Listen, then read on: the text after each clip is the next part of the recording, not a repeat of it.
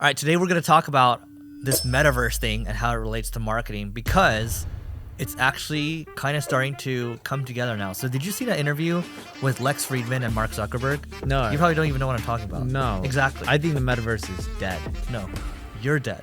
Okay, so basically it's like doing this interview, right? Okay. And Mark Zuckerberg and Lex Friedman. Lex Friedman's a popular podcaster. He gets like, Joe Rogan, all these people, like Walter Isaacson, all these people. Anyway, so here's the catch. It's you and I. Imagine like people are watching this camera right now. It's your face, your body, mine, but it's done in the metaverse, and it looks like you and me right now. It's like 98% there, and they're having a full blown podcast interview In the metaverse. Using Facebook's technology. Yes. And it looks legit. It's not like last year where it's like when Zuckerberg was talking about it. In a cartoon form. Yeah, it's like cartoon. And I was like, no one wants a cartoon. Like, come on, that's like Nintendo 64, man. That's like when we're kids. But it's like this. So literally. I don't look at it as like the metaverse. I look at it as like more like virtual reality. Yeah, but they call it the metaverse. They have to. They're called Meta. Yeah, I know, but Facebook's calling it. And I don't think anyone cares to do a social network in a metaverse as an end user. Where I see the real value of this is, let's say my aunt, she lives in the United Kingdom. My uncle lives there as well with her, right? My dad talks to my aunt, which is his sister, literally every single morning. Now imagine if they could put on, and they FaceTime, but imagine if they could put on goggles, whether it's Facebook's or Apple's. I'm going to vote for Apple's because I think they're going to build a much better product, at least based on the video I saw when they did their launch. Although the vision, yeah, you can't buy it though. Yeah, I'm waiting to be able to buy it. It's going to be more expensive now. 4,000, I think. They're having delays too, right? Uh-huh. Imagine you could be all together in a living room, eating together, watching a football game together or a soccer game, and having conversations, and it's like you're all there in person, even though she's in London and my dad is in Los Angeles, right? That's where I think it's useful. Or from a business application standpoint, dude, I sat in your car today. It was really cool. There was a Porsche Tuscan. I don't know how to even say it. Taycan. Okay.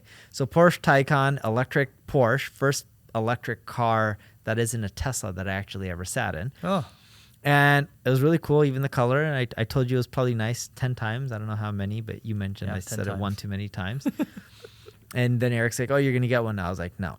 I don't want to spend the money. But imagine you going to the dealership. You want to spend the money? What's your car? Doesn't matter. Doesn't matter. I already spent enough money. Okay, so imagine Eric going to buy one of those Porsches, but doing it virtually in the showroom. And he wanted my feedback. I put on my goggles and I'm there with him. And it's like he's sitting in there even though he's not at the dealership. And it's all done virtually. He clicks a button and it shows up on his doorstep in an hour or 2 hours or a day, right? That's where I see it going from a shopping perspective. From a metaverse standpoint, I know Zuck is pushing metaverse because it's Facebook. I do see a virtual world. I don't know if it's going to be controlled by Facebook or somewhere else. And the reason I say that is if I look at how I communicate with people, me personally, I know you have an iPhone as well. I do a lot of it over FaceTime. You just call people usually. I call people, but I do a lot over FaceTime. Like if I want to compare like that virtual reality type of experience that's realistic, because I don't think most people care for cartoon versions or avatar versions of themselves. The real life stuff, you can get that from FaceTime. But imagine seeing the whole room, etc. Yeah, Apple goggles. Like what do I need the metaverse for? First of all, I don't know if they would like for you to call them Apple goggles. Apple Vision Pro. Okay, that sounds a lot better than Apple goggles. But I point taken. It's whether you call it augmented reality or metaverse or virtual reality. At the end of the day, it just means technology is actually bring. I do think it's bringing us closer now. And when you look at that, it's a 2-hour interview done that way.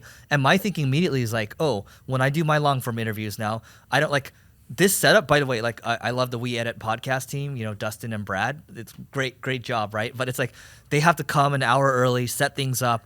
I have to come pick your ass up, and then we got to drive here in LA traffic, which is all great, by the way. It's like it's great to be in person, but if I can do it with some other like influential author like across the pond, like that's pretty cool because it will be like a situation like this and retention graphs will shoot up. Like I would pay for that. Dude, imagine this. People wearing the Apple goggles, because you like saying Vision Pro, so I'm going to use goggles.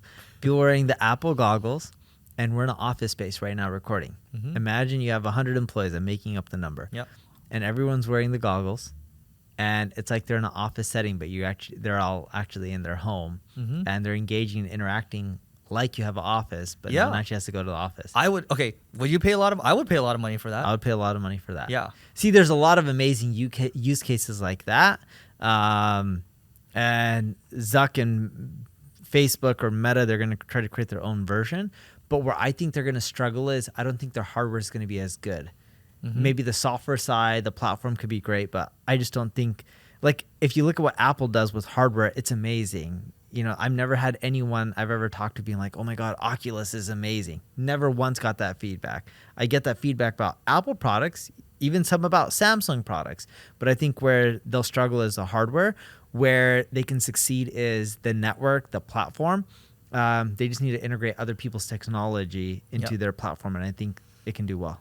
I think the point of this episode is whatever we want to call it, the metaverse, it is coming, and I think whatever form factor we choose, like advertising will have. Like if we're doing AR, like whatever we're looking at, whatever products we use a lot in augmented reality, like maybe we'll say, oh, by the way, we recommend using this cheaper product over here that has higher reviews. It's like, okay, yeah, like done deal, right?